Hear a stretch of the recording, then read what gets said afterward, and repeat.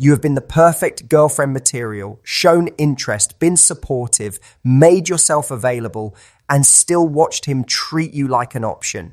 You've been kind, understanding, patient, and instead of him stepping up and chasing you, he's taking you for granted, or worse, pulling away completely. Here's the brutal truth most dating coaches won't tell you. All that advice about being sweet, accommodating, and always there for him, it's actually training him to see you as background noise in his life. Being the cool girl who never demands anything doesn't make you irresistible, it makes you invisible. So why does this approach backfire so spectacularly? Because men don't chase what they already have. And if you're always available, always understanding, always putting his needs first, you've essentially handed him all the power while asking for nothing in return. That's not attractive. That's convenient. But when you understand the psychology behind what actually triggers a man's chase instinct, when you tap into the primal wiring that makes him want to pursue, prove himself, and win you over, everything changes. In this video, I'm not going to give you more be yourself platitudes or tell you to play hard to get. I'm going to show you exactly how to shift your energy and presence in a way that naturally activates his hunter instincts, not because you're playing games, but because you understand what actually drives masculine psychology. If you're tired of being taken for granted and ready to become the woman he can't stop thinking about pursuing, stay with me. So what actually triggers a man's biological drive to chase, not pursue casually, not show mild interest, but truly feel that primal need to win you over and keep you? It's not your beauty, though that might catch his initial attention. It's not how much you text him or how available you make yourself. The real trigger is something psychologists call intermittent reinforcement paired with high value perception. Here's how it works in his brain. Men are evolutionarily wired to pursue what appears valuable but not easily obtainable. This isn't about being manipulative. This is about understanding that his nervous system is designed to respond to challenge, mystery, and the possibility of loss. When something feels too easy, too guaranteed, his brain literally categorizes it as low value. Think about it from his perspective. If you're always there, always saying yes, always accommodating his schedule and his needs, what message does that send to his subconscious? That you don't have options, that you're not in demand, that he doesn't need to work to keep you because you've already proven you're not going anywhere. But here's what most women misunderstand about creating challenge. It's not about being cold, mean, or playing hard to get in some juvenile way. It's about being genuinely busy with a life he wants to be part of. It's about having standards he has to rise to meet. It's about being warm when he earns it, but unavailable when he doesn't. The masculine mind is competitive by nature. Men are conditioned from childhood to want what they have to work for, to value what they had to earn, to treasure what they had to prove themselves worthy of receiving. When you make yourself too easy, you're actually working against millions of years of evolutionary programming. Here's where it gets really interesting psychologically. When a man has to invest effort, time, and emotional energy to win your attention, his brain starts justifying that investment. I must really like her if I'm working this hard.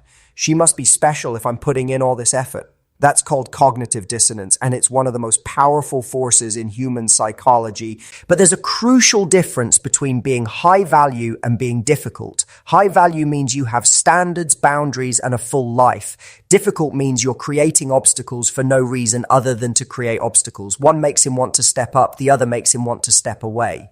The real secret is understanding that men don't just want to chase. They want to chase someone worth catching, someone who challenges them to be better, someone who has her own goals, her own standards, her own world that he has to earn access to. That's not playing games. That's being a woman who knows her worth. Most women give their power away in the first few interactions. They're so eager to be liked, so afraid of being rejected, that they make themselves completely available and completely predictable. But predictability is the enemy of passion. Certainty is the enemy of excitement. When you understand this psychological principle, you realize that making him chase isn't about withholding affection or being cold. It's about being someone worth pursuing, someone with standards, someone who doesn't just fall into his life, but someone he has to actively choose and work to keep. In the next section, I'll show you exactly how to create this dynamic without playing games or losing your authentic self. Creating genuine challenge isn't about manipulation or head games. It's about becoming genuinely challenging to win over because you have high standards and a full life. There's a massive difference. And understanding this difference is what separates women who attract genuine pursuit from women who just confuse men. So how do you actually become someone worth chasing? It starts with what I call authentic unavailability. This means you're not artificially creating distance or pretending to be busy. You actually are busy because you have a life full of things that matter too.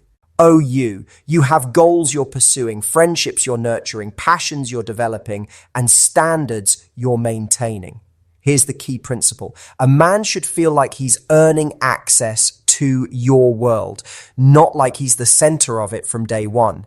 When he texts you, sometimes you respond quickly because you happen to be free and you want to. Other times you respond hours later because you were genuinely engaged in something important to you. That natural rhythm creates the psychological space he needs to actually miss you and think about you. But let's get specific about how this looks in practice. When he asks you out, don't immediately rearrange your schedule to accommodate him. Check your actual plans first. If you're free and want to see him, great. If you have commitments, offer an alternative that works for you. This isn't playing hard to get. This is respecting your own time and teaching him to respect it too. Another powerful way to create authentic challenge is through what I call selective availability. Be fully present when you're with him, but don't be constantly available when you're apart. This means not responding to every text immediately, not always being the one to initiate conversations, and not dropping everything the moment he wants attention. Here's what happens in his mind when you do this correctly. He starts thinking, she's interested, but she's not desperate. She has her own life. She's choosing to spend time with me, not just accepting whatever attention I give her. That perception of choice on your part makes him feel like he's winning when he gets your attention. The psychological trigger you're activating is called scarcity principle. When something feels scarce or limited, we automatically perceive it as more valuable, but this only works if the scarcity is real. If you're genuinely busy with meaningful activities, if you genuinely have standards about how you want to be treated, if you genuinely have other options and interests, then your limited availability feels authentic and attractive. One of the biggest mistakes women make is creating artificial scarcity while having nothing actually going on in their lives. They'll ignore his text for hours just to seem busy, then spend those hours obsessing over his message. That's not authentic unavailability. That's game playing. And it usually backfires because the energy behind it is still desperate and focused entirely on him. True challenge comes from being someone who has something to offer, but also something to protect. You're not just looking for any man to fill a void in your life. You're looking for the right man to add value to an already fulfilling life. That shift in mindset changes everything about how you show up and how he perceives you. Another crucial element is emotional challenge. Don't just agree with everything he says or laugh at every joke that isn't funny. Have your own opinions. Challenge his ideas respectfully. Show him that winning your respect and admiration actually means something because you don't give it away freely. The goal isn't to be difficult or disagreeable. The goal is to be genuinely interesting and genuinely interested in substance, not just validation. When he realizes that impressing you requires more than just showing up, when he understands that keeping your interest means being his best self, that's when the real chase begins. Coming up next, I'll show you the specific behavioral patterns that activate his competitive instincts and make him want to prove himself worthy of you. Men are wired to compete. It's not toxic masculinity or some character flaw, it's biology. From childhood, males learn to establish their worth through competition, achievement, and proving themselves. When you understand how to channel this natural drive toward winning you over, you tap into something incredibly powerful in his psychology. But here's what most women get wrong about male competition. They think it means creating jealousy or making him compete with other men. That's amateur hour. Real competitive activation happens when you make him compete with the best version of himself, when you set a standard that challenges him to rise up and meet it. So how do you actually do this? First, you have to understand that men respect women who have standards, even when those standards make things more challenging for them.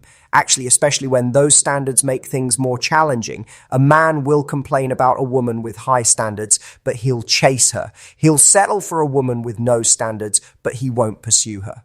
Here's a practical example. Let's say he's been inconsistent with communication, taking days to respond, leaving you hanging. Most women either accept this behavior or get angry and emotional about it. But there's a third option that activates his competitive drive. You simply become equally inconsistent with your availability, not out of spite, but out of genuine self-respect. When he finally reaches out after disappearing for 3 days, you don't respond immediately just because you're relieved to hear from him. You respond when it's convenient for you, and your response doesn't carry the energy of someone who was waiting by the phone. This sends a clear message. Inconsistent effort gets inconsistent access. What happens in his mind is fascinating. He starts thinking, wait, she's not just sitting around waiting for me. She's actually busy. Maybe I need to step up my game if I want her attention. That's his competitive instinct kicking in. He realizes he might lose access to you if he doesn't improve his effort. Another way to activate competition is through what I call earned intimacy. This doesn't just mean physical intimacy, though that's part of it. It means emotional intimacy, time intimacy, energy intimacy. Make these things something he has to earn through consistent, respectful behavior, not something you give away hoping he'll reciprocate. Here's the key. Men value what they work for. If he gets your full emotional investment after one good date, if he gets your complete availability after a few nice conversations, if he gets all your attention and energy without proving he's serious about you, why would he work harder? He's already won the prize without having to compete for it. But when you make your deeper levels of investment contingent on his demonstrated interest and effort, you create a dynamic where he has to keep proving himself, not in an exhausting way, but in a way that keeps him engaged and pursuing. This is where understanding masculine psychology becomes crucial. Men don't want to win easily. Easy victories feel hollow. They want to win something worth winning, and they want to feel like they earned it. When you give too much too soon, you're actually robbing him of the satisfaction of pursuit and achievement. Think about video games, sports, career goals, anything men typically pursue with passion. The common thread is challenge. The reward has to feel proportionate to the effort required. If a video game is too easy, it's boring. If a sport has no competition, it's meaningless. If a career goal requires no effort, it's unfulfilling. The same principle applies to relationships. If winning you over requires no effort, improvement, or investment on his part, the victory feels meaningless. But when he has to bring his A game to earn your time, attention, and emotional investment, suddenly you become someone worth fighting for. The beautiful thing about this approach is that it naturally filters out men who aren't serious about you. A man who just wants easy access and immediate gratification will move on to someone with lower standards. But a man who recognizes your value and is genuinely interested in you will rise to meet your standards. In the next section, I'll show you exactly how to communicate these standards without coming across as demanding or high maintenance. Communication is where most women either give away all their power or come across as controlling and demanding. There's a sweet spot that creates attraction, maintains your standards, and keeps him chasing. And it all comes down to how you frame your boundaries and expectations. The secret is in what I call outcome independence. This means you communicate what you want and need without being attached to his specific response. You're not trying to control his behavior. You're simply letting him know what it takes to access different levels of your time and energy. Here's how this sounds in practice. Instead of saying, "You never text me enough," or "Why don't you call me anymore?" both of which come from a place of neediness and complaint. You say something like, "I really enjoy our conversations when we both have time to focus on them." That's it. No demand, no complaint, just a clear indication of what you value. What you've done is communicated a standard without making it his problem to solve. You've told him that quality communication matters to you, but you haven't demanded that he provide it. If he wants to connect with you in a way that you'll respond to enthusiastically, he now knows what that looks like.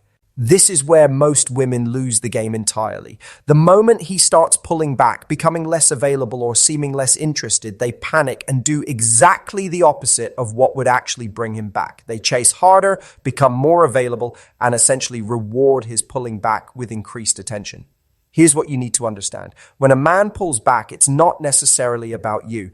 Men process emotions differently than women. They often need space to figure out their feelings, deal with other areas of their life, or simply reset emotionally. The worst thing you can do during this time is chase, because chasing confirms his subconscious feeling that he needs space. But here's what you should do instead, and this is counterintuitive but incredibly powerful. You mirror his energy and then become even more unavailable than he is. Not out of spite or game playing, but out of genuine self-respect and emotional intelligence. When he starts taking longer to respond to texts, you take even longer. When he becomes less available for plans, you become genuinely busy with other things. When his effort decreases, your availability decreases proportionally. This isn't punishment. This is natural consequence. What this does psychologically is fascinating. First, it prevents you from appearing desperate or needy, which would only push him further away. Second, it forces him to actually feel your absence instead of taking your presence for granted. Third, it activates his loss aversion, the psychological principle that people hate losing something more than they enjoy gaining it. Here's the crucial part. While you're mirroring his decreased availability, you cannot be sitting around obsessing over him or waiting for him to come back. You have to genuinely redirect your energy toward other things that bring you joy and fulfillment. This isn't about pretending to be busy while secretly hoping he notices. This is about actually investing in your own life and happiness. The energy behind your actions matters more than the actions themselves. If you're pulling back strategically while still being emotionally obsessed with him, he'll sense that energy and it won't have the desired effect. But if you're pulling back because you genuinely value yourself too much to chase someone who's not enthusiastically choosing you, that energy is magnetic. Here's what often happens when you handle his pullback correctly. After a period of decreased contact, he starts to wonder what you're up to. He might check your social media, ask mutual friends about you, or simply find himself thinking about you more. The space you've given him allows him to actually miss you instead of feeling crowded by you. But here's the most important part. Don't just wait for him to come back. Use this time to genuinely evaluate whether his behavior aligns with what you want in a relationship. Sometimes when we stop chasing and start thinking clearly, we realize that his pullback actually revealed some incompatibilities or red flags we were ignoring. A high-value woman doesn't just wait around hoping a man will decide she's worth his consistent effort. She continues living her life, dating other people if she chooses, and focusing on her own goals and happiness. If he comes back with renewed effort and appreciation, great. If he doesn't, she hasn't wasted time or emotional energy chasing someone who wasn't ready to appreciate her. This approach also prevents you from falling into the trap of thinking you need to convince him of your worth. Your worth isn't up for debate. Either he recognizes it and acts accordingly, or he doesn't deserve access to it. That mindset shift changes everything about how you handle these situations. Remember, a man who's genuinely interested in you won't stay pulled back for long if you handle it correctly. But a man who's not that interested or who's just keeping you as an option will often fade away when you stop making yourself overly available. That's not a loss. That's clarity. The goal isn't to get any man to chase you. The goal is to attract and keep the interest of a man who genuinely values you and is excited to be with you. Men who require constant chasing to maintain their interest aren't usually men worth having anyway. Next, I'll show you how to build the kind of unshakable confidence that makes this entire approach feel natural and authentic. Everything we've talked about so far only works if it comes from a place of genuine confidence and self-worth. You can't fake this energy long term. Men are incredibly intuitive about whether your standards and boundaries come from strength or from insecurity disguised as strength. Real confidence isn't about thinking you're perfect or never feeling uncertain. It's about knowing your worth regardless of any one person's opinion of you. It's about being so solid in who you are that you don't need external validation to feel whole. Here's how to build this from the inside out. First, you have to do the inner work of identifying where your self-worth actually comes from. If it comes primarily from male attention and relationship status, you're building on shaky ground. Your worth has to be anchored in something more stable: your character, your goals, your values, your contributions to the world. Start by making a list of everything that makes you valuable that has nothing to do with relationships: your career achievements, your friendships, your talents, your character qualities, your growth, your dreams. These things existed before him and they'll exist after him. That's your foundation. Next, develop what I call outcome independence in your dating life. This means you can want a relationship while being completely okay if this particular person isn't the right fit. You're not trying to force something to work because you're afraid you won't find anything else. You're evaluating whether this person adds genuine value to your already fulfilling life. Practice saying no to things that don't align with your standards, even small things. Every time you honor your own boundaries and preferences, you build trust with yourself. That internal trust translates into external confidence.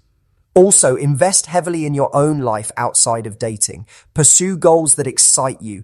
Build friendships that energize you. Develop skills that challenge you. Travel, learn, grow, contribute. The more interesting and fulfilled you are as an individual, the more attractive you become to others.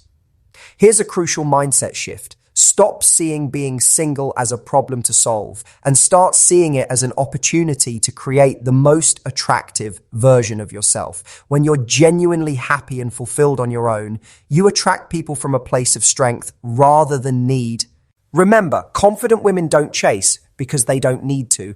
They know that the right person will recognize their worth and act accordingly. They also know that their happiness doesn't depend on any one person's approval or attention. The most attractive thing about genuinely confident women is that they're not trying to be attractive. They're just living their lives authentically, pursuing what matters to them, and being selective about who gets access to their time and energy. That authenticity is magnetic.